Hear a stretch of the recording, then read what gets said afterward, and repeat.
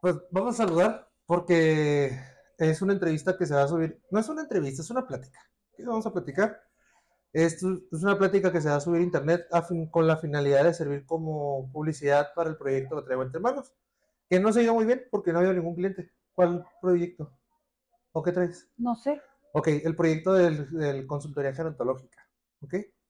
Y como no nos ha ido muy bien, pues vamos a hacer una serie de videos que nos sirvan como publicidad con la finalidad de alcanzar gente o alcanzar pues potenciales clientes. ¿De acuerdo? Muy bien. El día de hoy ya entrevisté a una adulta mayor y hoy estoy entrevistando no a una adulta mayor ni a una casi adulta mayor. Estoy entrevistando o estoy platicando con mi mamá. Mi mamá es enfermera jubilada del IMSS, especialista en cuidados intensivos de aquel entonces. Hoy ya no se le conoce como tal a la especialidad.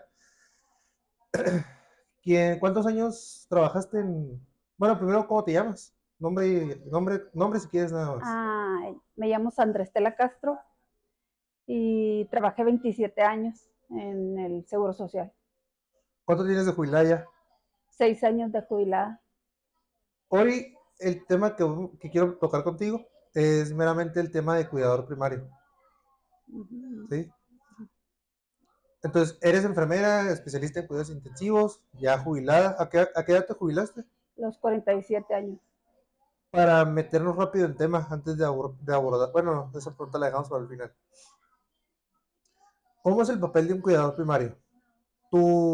La carrera o tu estudio en la enfermería, que por eso también es egresada a la escuela de enfermería de la UABC, igual que mi abuela, ya lo vieron en la otra historia.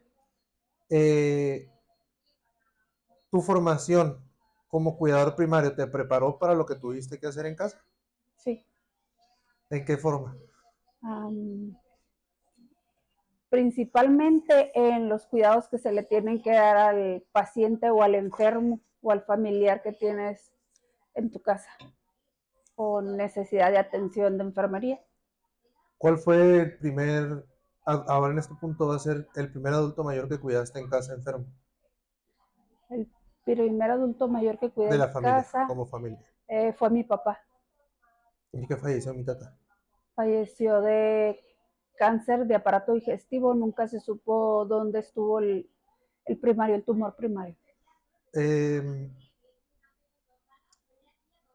¿Es igual tratar a un paciente en el hospital que tratar a un familiar en casa? No, no es igual, ¿Por qué? porque emocionalmente es muy desgastante en- Para ti, para un familiar en casa. no para enfermería en específico. No, para para el familiar. Es muy desgastante estar cuidando al enfermo de casa. ¿Por qué es desgastante? Es desgastante física y psicológicamente porque te sometes a más estrés que si fuera un derechohabiente. Es tu familiar, no lo quieres ver enfermo, no quieres que pase por el proceso que está viviendo, y físicamente pues es muy cansado tratar a un paciente. Hay que movilizarlo, hay que bañarlo, hay que estarlo medicando, hay que llevarlo a sus consultas, hay que tomar laboratorios, hay que tomar estudios. Y eso lo hace la cuidadora primaria. En el hospital esas actividades se reparten o es un equipo multidisciplinario el que atiende, laboratorio, rayos X, camillero, enfermería, médico. Pero en este caso tú lo hacías porque tú sabías hacerlo. Sí, Sabes tomar los labs, si no tendrías que, cada tomada de laboratorio sería o representaría una salida, donde tendrías que, no es la palabra, pero cargar a tu paciente, a tu familiar hasta el lugar, cargarlo de regreso y es un desgaste doble, ¿no? así es. ¿Cómo afectó a la salud de tu familia? Digo, yo sé cómo, pues es tu hijo, pero ¿cómo afectó desde tu perspectiva, brincándonos al siguiente paciente, en este caso que sería mi nana? ¿Cómo afectó la salud de la familia en la dinámica del diario? Viviendo, en este caso, mi nana ya vivía con nosotros al final de sus días. ¿Cómo afectó esa experiencia o esa dinámica de la familia nuclear? A mi papá, a mi hermano, a mí. las entradas y las salidas de la casa, de la visita? Pues alteran tu ritmo de vida, sobre todo porque tu atención está sobre tu familiar totalmente, desatiendes a los que viven o conviven contigo dentro de casa y se vuelve, um, ¿cómo lo puedo mencionar? Se vuelve como un jugar al teléfono descompuesto porque tú dices una cosa y ellos lo interpretan y mis hermanos lo interpretaban de otra manera. ¿Por qué? Porque no tenían el conocimiento y yo sí lo tengo y era difícil explicarles eh, lo que ellos querían saber o lo que ellos necesitaban entender. Y la dinámica familiar, esta dinámica familiar. Te digo que fue que totalmente la atención se centró sobre mi mamá y hubo actividades pues que las tuvimos que repartir y de la casa y también del cuidado sobre mi mamá, haciendo que um, haciendo que nosotros tuviéramos que compartir también el cuidado de mi mamá. O sea, nos rotábamos para Nosotros cuatro, nosotros cuatro nos rotábamos para el cuidado y atención de mi mamá. una pregunta también. Para, si nos llega a ver mucha gente, el primer video tiene 56 vistas. Ahí va. Pero, por ejemplo, en el siguiente caso que nos vuelvan a ver y que se estén preguntando cómo afecta o qué tan importante es la dinámica de la familia, no, no es la que habita donde habita la persona adulta mayor, al que estamos cuidando, sino sus hijos. ¿De qué manera afecta en el cuidado que no se integren al mismo? Mm, Afecta de manera que no cuentas con el apoyo, ni físicamente, ni materialmente, ni económicamente para el cuidado de los pacientes. Y si no están involucrados, pues obvio que no van a saber qué es lo que realmente está pasando o qué es realmente el tratamiento que el paciente está llevando. Entonces, es importante que se involucre toda la familia, todos los hijos, con los que cuente la persona. Así es, entre más ayuda haya o entre más unidad haya con los hermanos, va a ser más fácil el proceso de atención hacia el paciente. ¿Y cómo afectó a nuestra persona adulta mayor en este caso? ¿Cómo le afectó en una experiencia tuya personal? ¿Cómo le afectó el distanciamiento o la relegación de los hijos? Que no vivían aquí, no vivían con ella, no dormían con ella, no dormían en la sala. Entonces venían una vez cada 3 días, una vez cada 15 días, una vez a la semana. Y al final del punto se entiende, ¿no? Pero hablando como cuidador primario, por lo general se analiza o se ve ya que la persona adulta mayor de plano ya no se puede valer por sí misma. En este punto ya no se podía valer por sí misma. Sabíamos que si se venía para acá era porque ya, o sea, en algún momento iba a caer en cama y sucedió. ¿Y cómo le afectó a ella? No estar en su lugar, primero, porque te tocaban esas pláticas, no estar en su lugar, no estar en su casa, no estar con sus visitas, que a ella la visitaban los amigos de la colonia y alrededor. ¿Ella qué te decía? Mi mamá decía que el estar aquí ella en casa, encerrada, se sentía como que no tenía vida, que cuando ella salía a la calle ella sentía que vivía, que tenía vida, porque pues yo tenía que trabajar, entonces el mayor tiempo se la pasaba solita. Y cuando teníamos que salir, pues no salíamos a divertirnos, sino que salíamos a su atención médica. Y pues mis hermanos no se involucraron con el cuidado de mi mamá. si podían venir, venían en fin de semana a verla, o una de mis hermanas, la más chica, fue la que sí me ayudó a cuidarla, ocasionalmente, pero no era así de diario o de cada tercer día, era casualmente.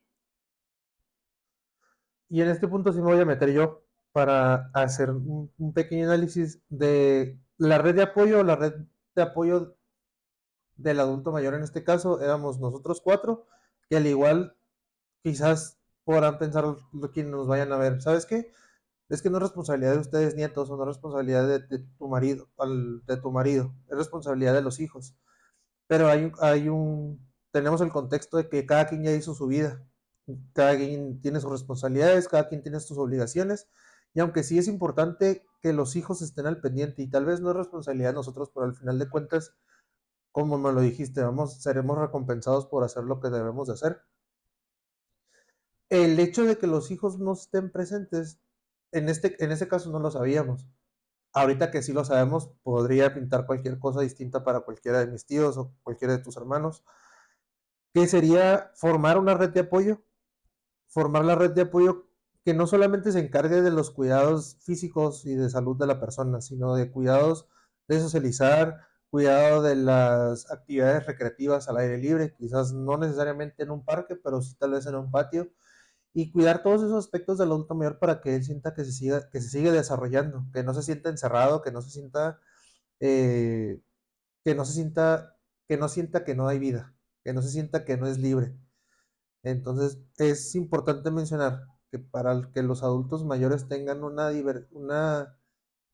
sientan una libertad, o se sigan sintiendo plenos en su tercera edad, o en el tercer escalón, en el tercer piso, como lo quieran llamar, o en la tercera etapa de vida, es importante mantener ciertos aspectos biopsicosociales. Así Bio en es. el aspecto de vida, social en el aspecto de desarrollar, y en la psique, donde ellos se puedan seguir sintiendo desarrollados, no solamente apoyarlos con actividades ocupacionales, sino que hagan lo que les gusta hacer. En este caso, a mi abuela gustaba darle de comer a sus perros, darle de comer a sus pajaritos, que poco a poco fueron actividades que fue dejando también por la incapacidad que le daban sus manos por la artritis, Sí. y regar sus plantas, que también tuvo que dejar de hacerlo, que por la misma artritis ya se había caído varias veces. ¿Cómo desgastó mentalmente a mis tíos?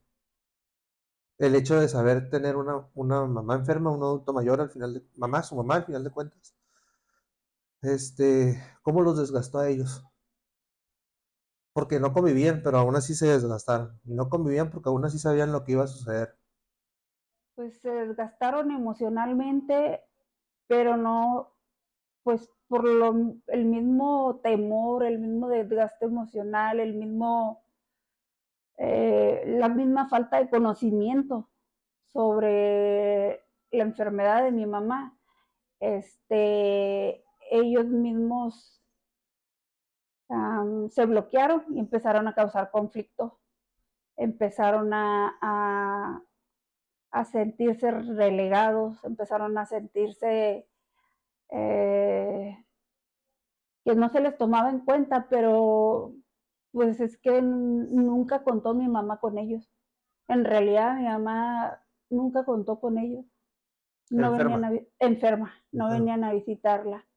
Y cuando venían, venían de entrar por salida, o lo hacían muy tarde ya, o muy noche.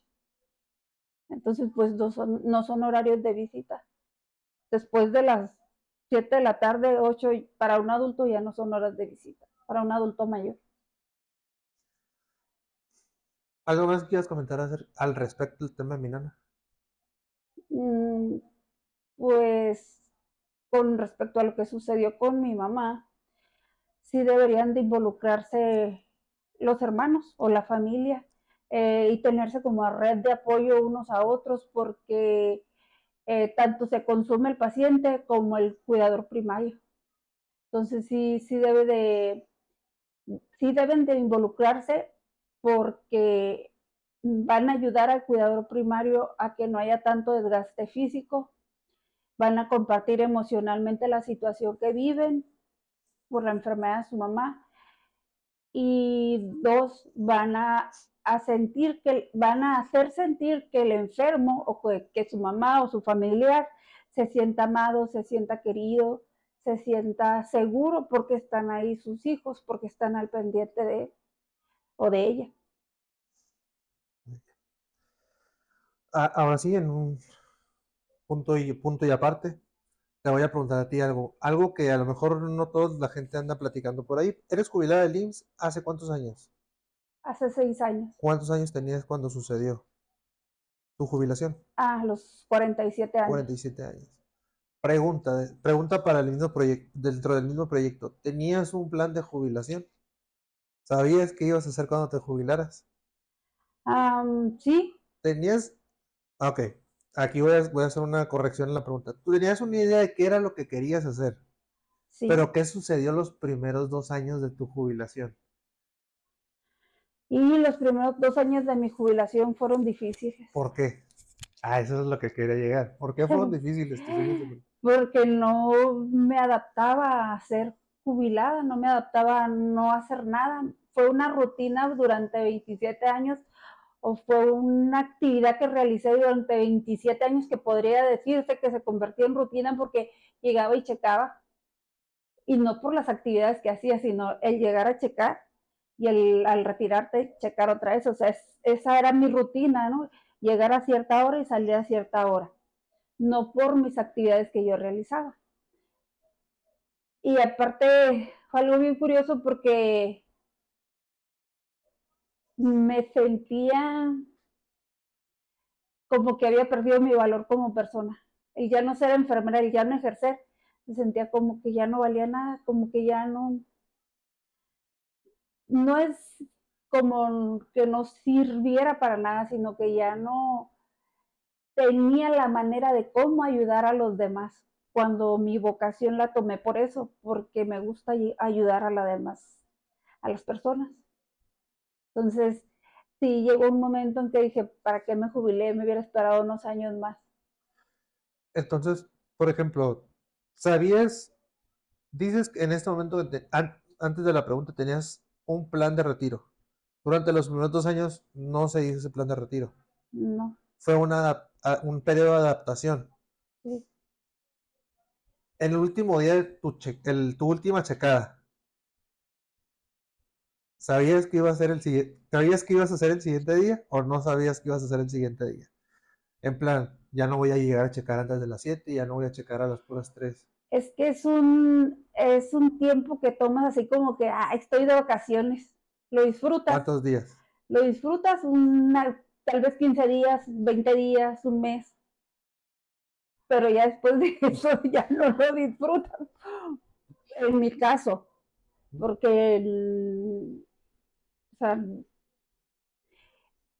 sí traía un proyecto de vida, pero no lo realicé al 100% como yo quería. Entonces sí había la ausencia de esa falta de trabajo que se había terminado.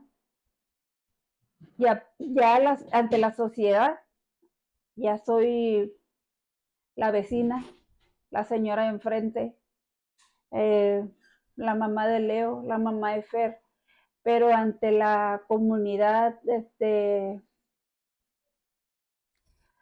médica, enfermería, pues ya no soy más que Sandra Castro y punto. O sea, como que perdí mi valor no como persona, como profesionista ya, o sea, porque hasta me llegaron a decir, eras enfermera. Sigo siendo enfermera, solo que no ejerzo. Ese es mi sentir, eso fue lo que yo sentí. Y a partir de esos 2 años en adelante ya empecé a adaptarme a mi nueva vida, a mi nuevo, A la nueva rutina a mi nueva rutina o a la nueva forma de vivir. o a la nueva forma de vivir, así es. En este punto, ahora para que suceda una jubilación o pienses en pensionar, tienes que tener aproximadamente entre 60 y 65 años.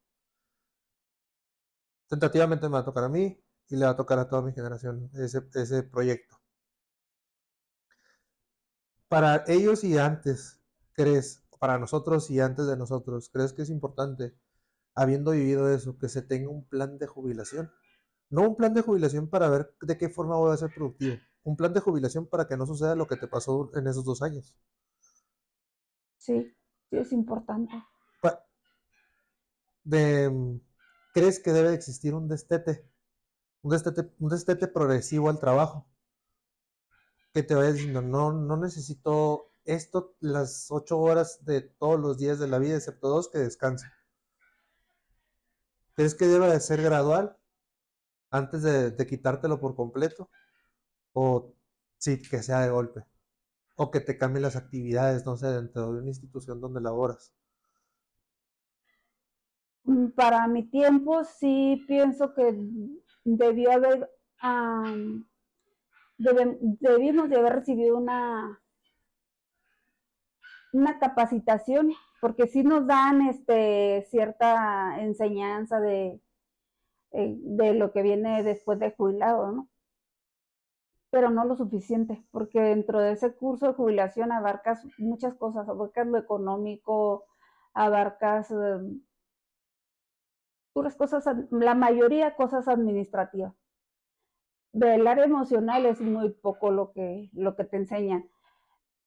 Para los que se jubilaron en esta temporada, sí hubiera sido necesario, o sí me hubiera agradado a mí que hubiese un tiempo de destete, de tener actividades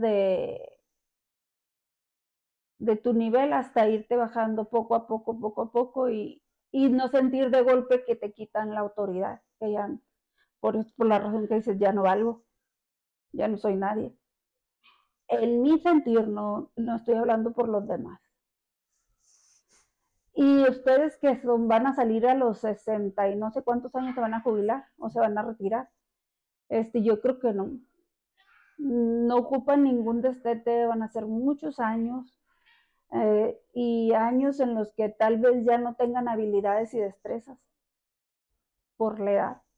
Yo trabajé con compañeras de esa edad o 5 o 10 años más jóvenes y ya no es la misma capacidad para desarrollar las actividades de hospital.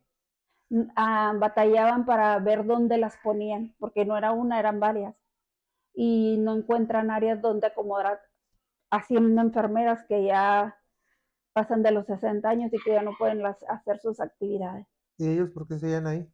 Porque no cumplían con el tiempo, porque no se querían ir a casa. Porque no se querían ir a casa y porque querían cumplir los 27 años de trabajo que la institución pedía para poderte retirar. Tenían dos razones de ser. No me quiero ir y quiero cumplir con el tiempo para que me jubilen bien. Ok. ¿Algo más que quieras añadir? Que